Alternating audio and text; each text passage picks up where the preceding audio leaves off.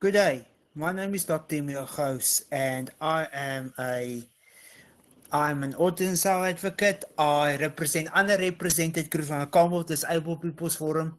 I wear different hats in society, but most importantly, I'm an autistic husband, and I am a postdoctoral fellow at the University of South Africa.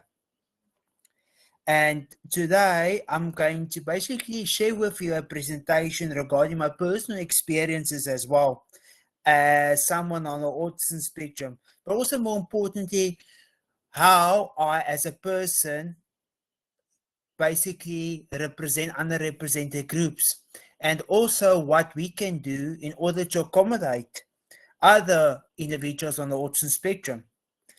So basically, what I'm going to do is I'm going to share with you a couple of interesting facts. Now, who am I? I am someone that attends high political meetings, such as the Congress of State Parties, as well as the Commonwealth Heads of Government meeting. I represent underrepresented groups, and my responsibility, especially on Commonwealth level, is to basically talk to different ministers as well as on policy development. But as a postdoctoral fellow, I believe that there's a major gap between the global north and the global south. I found that as someone that's involved in the field of autism, that especially in research, that the global north dominates neurodiversity advocacy in South Africa. We need to take note of the following, and this is important statistics what I gained from my research. We've got the highest unemployment rate of neurodiverse individuals in the world, which is at 32%. We've got also the highest suicide rate of individuals in the world. The living age of autistic adult in South Africa is 35 years old. An interesting statistic that I've got based on my research is that in Britain, out of 10,000 cases of suicide attempts that were reported every year, 15% were neurodiverse individuals. But like I said, as someone on the autism spectrum and someone that attended our political events, I can see the positives in the field as well. I believe that society has got a big emphasis on mental health.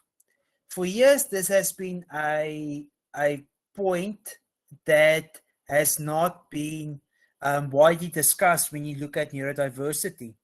But what I also found is that majority of the neurodiverse individuals have got mental health challenges as well. Why? Because these individuals do not have a purpose.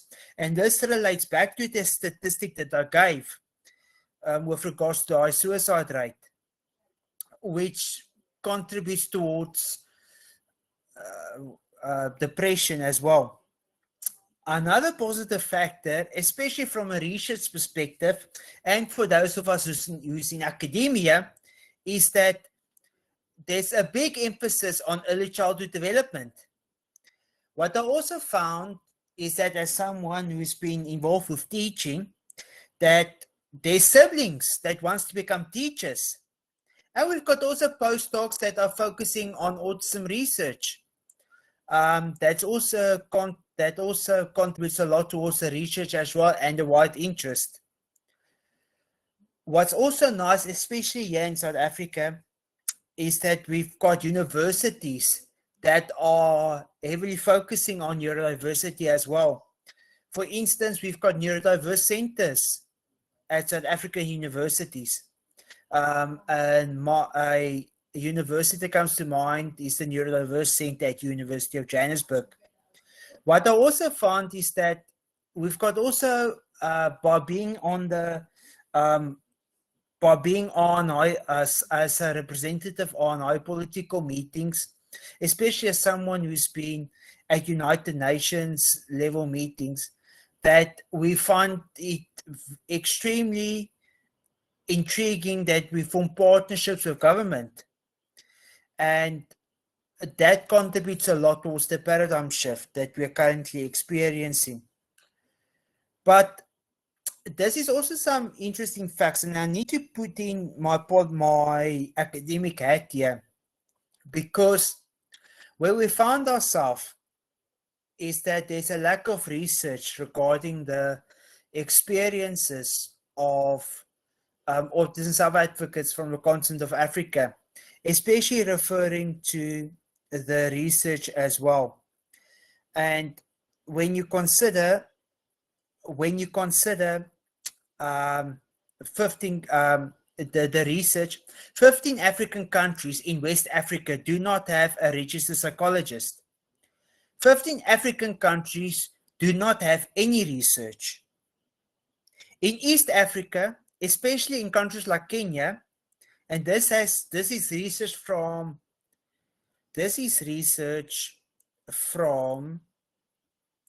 that I got from Commonwealth, is that 40% of the student population in Kenya is from bordering countries such as Somalia and Tanzania.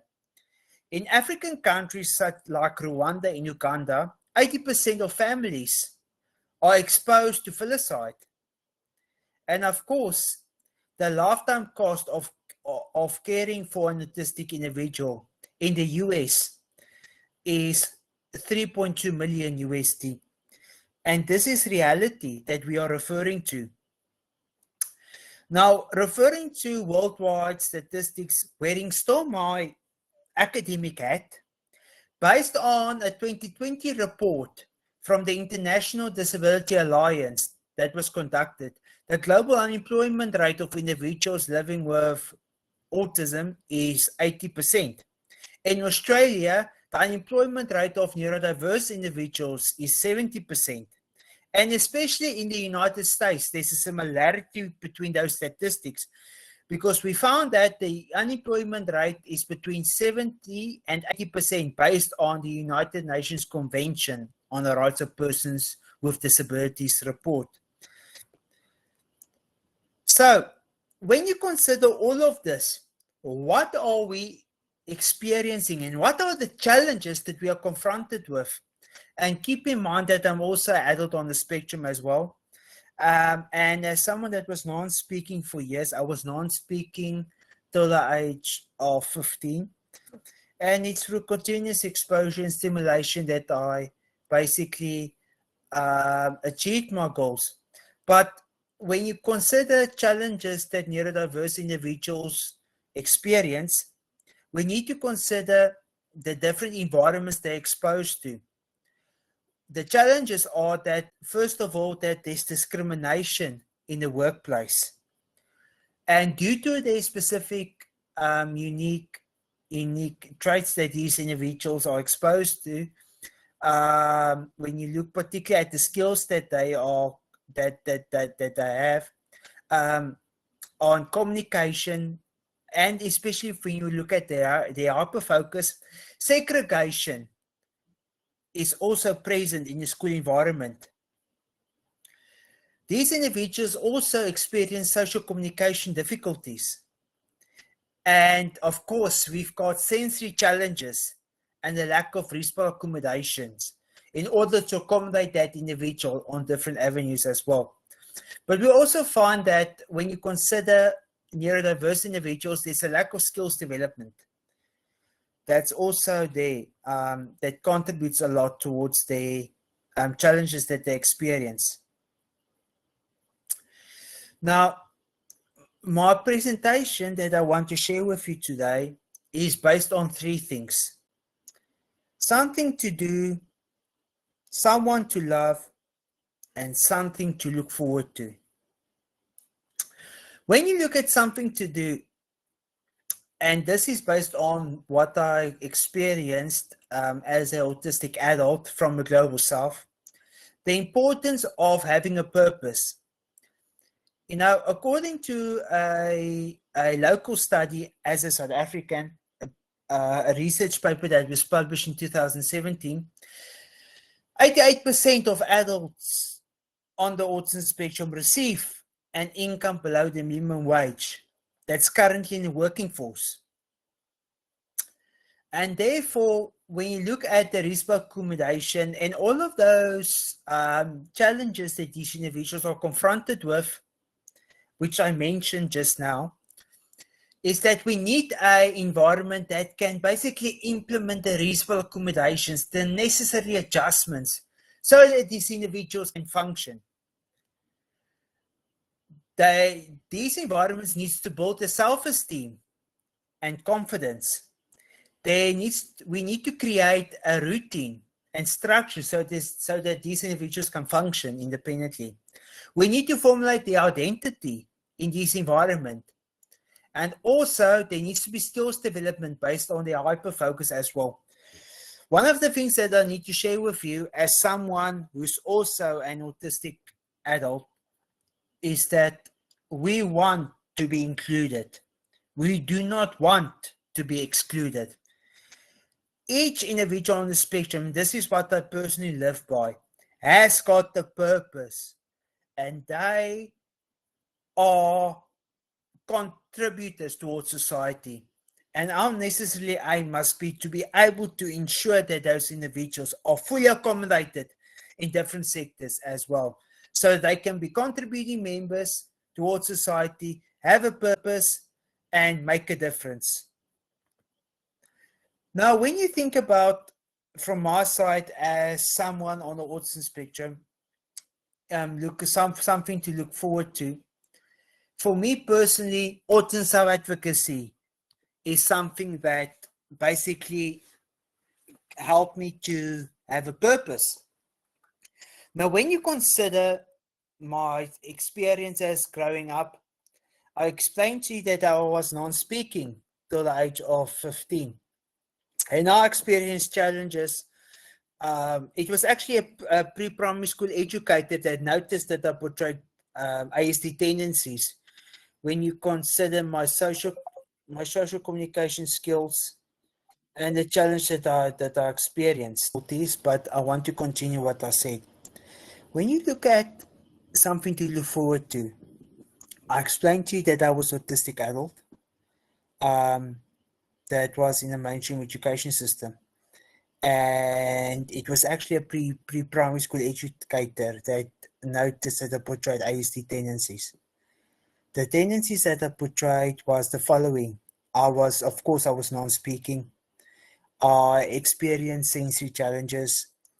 There was general frustration that was present in my behavior, and also I basically made use of nonverbal hand gestures to express myself. And eventually, the principal of the school mentioned it to my parents that I need to go for for me to be assessed, and went to 4 different universities. This was by the age that I was 3.5 years old. And after numerous assessments, seeing educational psychologists, a whole support system of therapies, staff that supported me throughout the years, and of course I participated in extramural activities in order to build my self-esteem, and also for me to be able to develop my skills, my cross motor, my finer motor skills. But yet again, the biggest challenge was that Emil couldn't speak. And it was a tremendous challenge. And people didn't understand. Of course, I was placed into a mainstream school. And it was extremely difficult as well because fellow teachers didn't understand my sensory challenges. Teachers didn't understand why I couldn't communicate spontaneously like the other children. There was one incident I wanted to share with you, is that I had a meltdown in class due to the sensory overload. We were around 40 students in class, and a teacher tied up my hands for punishment. And keep in mind that I'm 31 years old now, so this was in the I would say early 1990s. And it was emotionally damaging, and it affected my self-confidence. It contributed a lot towards my emotional well-being.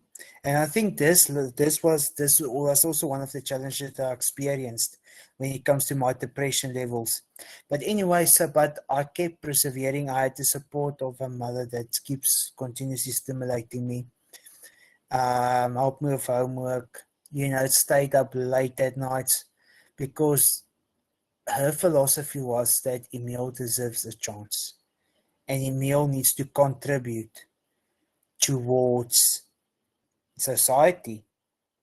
And it was eventually it was eventually through stimulation and exposure that I developed my skills later on. And eventually I passed primary school, went into high school. I went to a remedial school because classrooms were smaller, and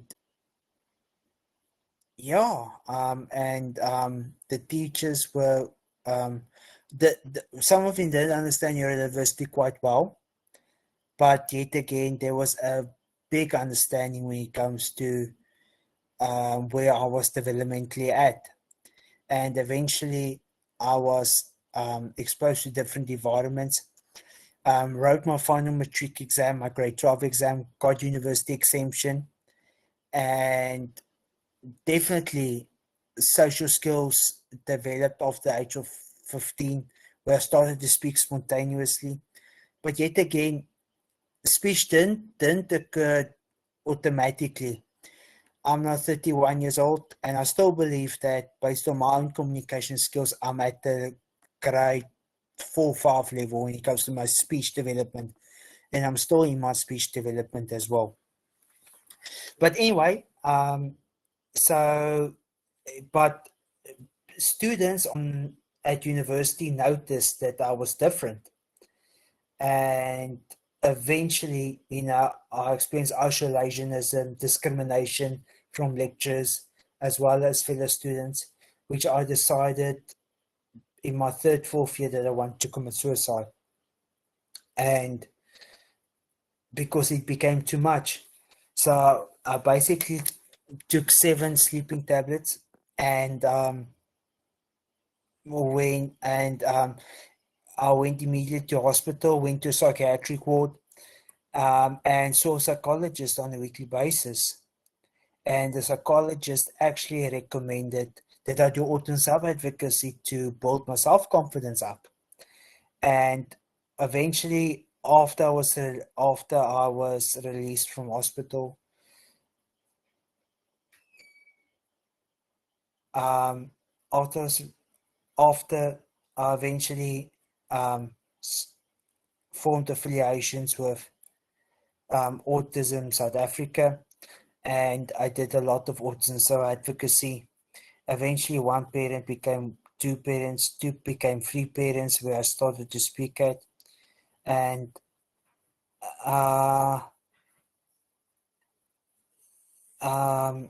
yeah, and um, yeah, and eventually I was at the stage where I spoke in front of 40 people, and my autism self-advocacy helped me to to to have a purpose again. And in 2019, I got the opportunity to represent Autism South Africa at the United Nations, and that is where everything started. And yes, and eventually, as my advocacy grew, my my skills started to develop, and therefore this led me as well to speak on international forums. I'm currently president of ICDL, which is the International Council for Development and Learning. I got my own Facebook page called the Special Need Cafe, which my mother-in-law, Mother Fika, as well as my wife runs, which we share our experiences on social media, especially Facebook. And yeah, we um, we basically travel the world when it comes to autism self-advocacy. We attend autism self-advocacy events, and this ties into something to look forward to. Watching our nephew grow up, being the best uncle, myself and my wife. My wife is also on the autism spectrum. She's autistic dyslexic, she's semi-verbal, and we, we do autism self-advocacy together. Also, we've got the balanced life. They regard us as the power couple because we tend to, besides our challenges that we experience, we tend to provide a clear understanding of our experiences, and we tend to inspire others as well. And of course, we formed an ecosystem at home, where we talk about, where we share experiences with other autistic adults as well as parents. And I think we're an example to everyone that each individual on the autism spectrum can find someone, but also more importantly, I believe that we're an example that each individual on the autism spectrum can contribute towards society in their own unique ways. And one of my fundamental things that I also want to share is that parents needs to make their support base strong when it comes to supporting their children, because being on the autism spectrum, it's a long road. It's a difficult road. It's not easy. And to be able to contribute towards society in this manner, it takes a lot of energy as well. And as a parent, you need to know that the autism spectrum is a lifelong commitment towards yourself and your child. And you need to support your child through thick and thin, through meltdowns. But there is a reward at the end of the day, because the connection that child has with you as the mother, as the father, as the carer is lifelong. And I think that's the most rewarding aspect as well. So basically, that was what I wanted to share with you as well when it comes to make your support base strong. So when it comes to where you can get hold of me as a practitioner, keep in mind that I'm a researcher, but I'm also autism self-advocate, but I also assist when it comes to attending international conferences, speaking at conferences, but also support families as well, because I believe that the community of practice needs to support each other. So you can follow me on social media. I'm on LinkedIn, Emil Gous. But what I say to you as well, I'm on Facebook as well. You can follow me on and my family's journey. My mother-in-law, my carer, my wife, and myself on the Special Needs Cafe. Special Need, KNEAD Cafe. And that is where we share our journey. Like I said, we travel the world, we contribute towards conferences, we contribute towards policy development, and yeah, we are making a difference where we can. And we are basically talking about this ecosystem where families need to support each other, because like I said, having a support structure around you makes life easier as well. So, are we ending off a little bit early? But thank you very much for this presentation. I really hope that you enjoyed it, found it insightful, and please stay in touch.